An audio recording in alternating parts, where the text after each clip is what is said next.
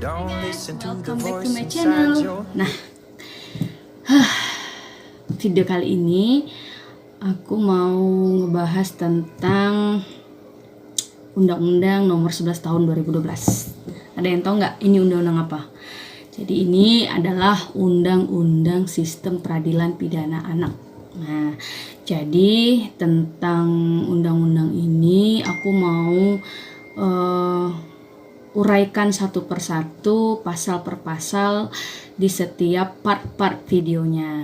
Jadi pantengin terus videoku. Kalau misalkan videonya bagus, silahkan di subscribe, like, and share. Nah, kalau misalkan ada satu pertanyaan, silahkan tulis di kolom komentar dan nanti akan aku jawab.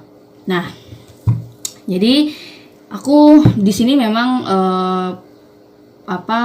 panduannya adalah undang-undang. Jadi di sini aku sudah membuka undang-undangnya. Nah, nanti kalau memang bisa aku edit untuk memasukkan di videonya ada tampilan undang-undangnya, nanti aku masukkan. Tapi kalau misalkan aku tidak bisa mengedit, nanti silahkan teman-teman semua di-download undang-undangnya dan kemudian disesuaikan dengan apa yang aku ucapkan. Nah, oke.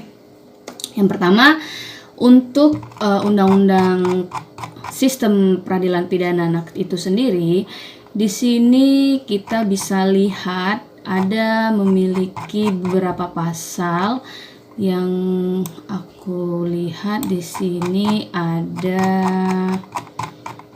108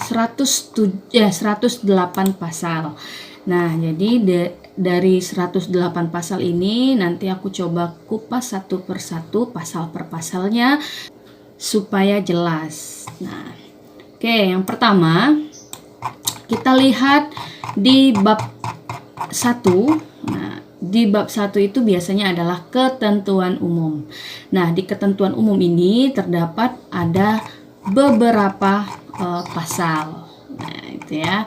Nah, jadi yang pertama itu di ketentuan umum di pasal 1 itu di dalam undang-undang itu menjelaskan segala sesuatu dalam bentuk definisi. Jadi misalkan ada definisi anak, sistem peradilan, terus definisi orang tua, definisi pemerintahan, itu ada di ketentuan umum di pasal 1 dan itu ada di setiap undang-undang. Jadi supaya apa? Supaya pas pada saat kita membaca pasal-pasal berikutnya kita melihat bahwa ada kata-kata yang kita tidak mengerti artinya, tapi di pasal 1 itu sudah dijelaskan pengertiannya. Nah, yang pertama itu pasal 1 ayat 1 itu kita bisa menemukan pengertian daripada sistem peradilan pidana anak. Nah, jadi sistem peradilan pidana anak itu apa sih gitu kan? Nah, kalau misalkan teman-teman semua atau rekan-rekan semua punya pasalnya atau punya undang-undangnya, silakan dibaca. Jadi pengertiannya itu di sini adalah keseluruhan proses penyelesaian perkara anak yang berhadapan dengan hukum. Nah, jadi di sini dia bicara proses karena sudah kita kunci di undang-undangnya, yaitu sistem peradilan. Berarti di sini adalah proses daripada peradilan itu sendiri atau proses dari penyelesaian perkara itu sendiri. Nah, prosesnya ini dari mana sampai mana? Yang namanya proses maka diawali dari tingkat pertama sampai tingkat terakhir. Nah, tingkat pertamanya di mana? Adanya di tahap penyelidikan. Itu tingkat pertama suatu proses peradilan pidana menurut KUHP atau Kitab Undang-Undang Hukum Pidana. Nah, dimulai dari tahap penyelidikan, penyidikan, terus nanti kemudian dia lanjut lagi ke tuntutan, terus kemudian dia lanjut lagi kepada putusan pengadilan. Nah, jadi itu semuanya prosesnya ada, itu prosesnya. Nah, tapi kalau di sistem peradilan pidana anak ini dia sampai selesai. Jadi dari mulai tahap penyelidikan sampai tahap pembimbingan setelah menjalani pidana. Nah, jadi pembimbingan ini maksudnya apa? Pembimbingan dilakukan pada saat proses menjalankan.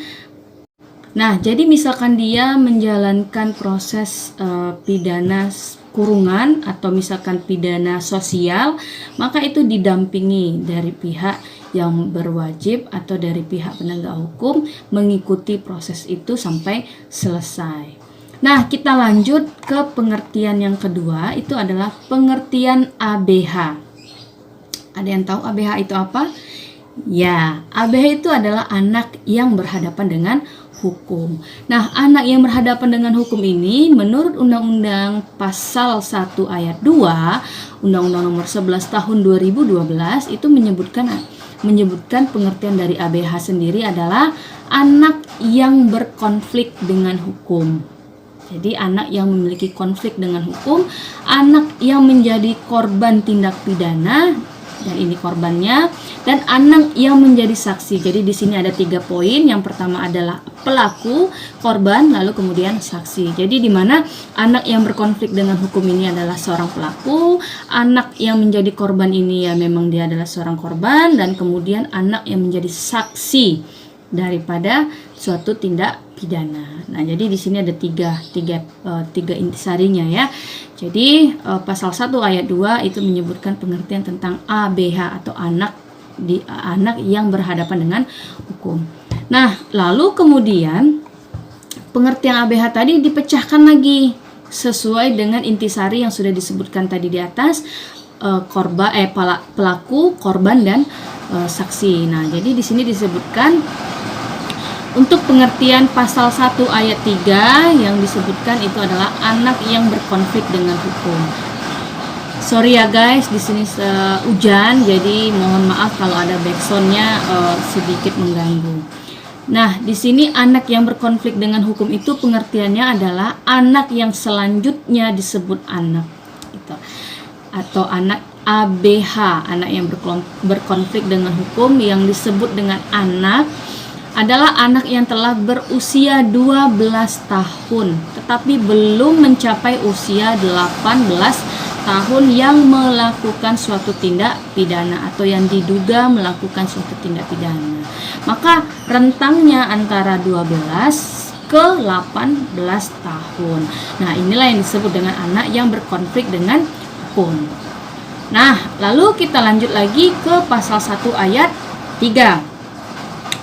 Kalau pasal 1 ayat 3 itu adalah anak yang menjadi korban suatu tindak pidana yang disebut adalah anak korban. Nah, anak korban di sini itu adalah anak yang berusia atau yang berumur belum 18 tahun yang mengalami penderitaan fisik, mental, ya kan, dan atau kerugian ekonomi yang disebabkan oleh suatu tindak pidana. Jadi, anak korban adalah anak yang belum 18 tahun, maka bisa digarisbawahi 18 tahun ke bawah itu dikatakan anak yang menjadi korban suatu tindak pidana. Nah, jadi kalau misalkan 18 tahun ke atas, maka itu sudah tidak dikategorikan lagi sebagai seorang anak. Nah, kita lanjut ke pasal 1 ayat 5. Anak yang menjadi saksi. Nah, ini biasanya anak yang menjadi saksi ini adalah orang-orang yang berada di tempat kejadian perkara. Nah, anak yang menjadi saksi itu adalah anak yang belum 18 tahun atau 18 tahun ke bawah yang dapat memberikan keterangan guna kepentingan penyidikan, penuntutan, pemeriksaan pengadilan, ya kan? Terus tentang suatu perkara yang memang dilihatnya, didengarnya, atau dialaminya sendiri gitu. Jadi misalkan ada suatu pemukulan oleh seorang ayah terhadap anak, maka dia bisa menjadi anak korban atau anak saksi, gitu ya. Nah, itu dulu untuk pengertian-pengertian yang ada di dalam pasal 1 bab ketentuan umum, pasal 1 ayat 1, ayat 2, ayat 3 dan ayat 4 dan ayat 5 tentang pengertian sistem peradilan pidana anak, tentang pengertian anak yang berkonflik dengan hukum, terus kemudian anak pelaku, terus kemudian anak sebagai korban dan juga anak sebagai saksi. Nah, kalau rekan-rekan semua suka dengan penjelasan saya, boleh di-subscribe, boleh di-share, dan boleh di komen. Nah, hidupkan loncengnya. Jangan lupa untuk terus mantengin video-video selanjutnya tentang penjelasan-penjelasan dalam Undang-Undang Nomor 11 Tahun 2011 tentang Sistem Peradilan Pidana Anak. Nah, sampai di sini dulu. Saya rasa semoga apa yang saya sampaikan barusan bisa menjadi manfaat. Selamat siang.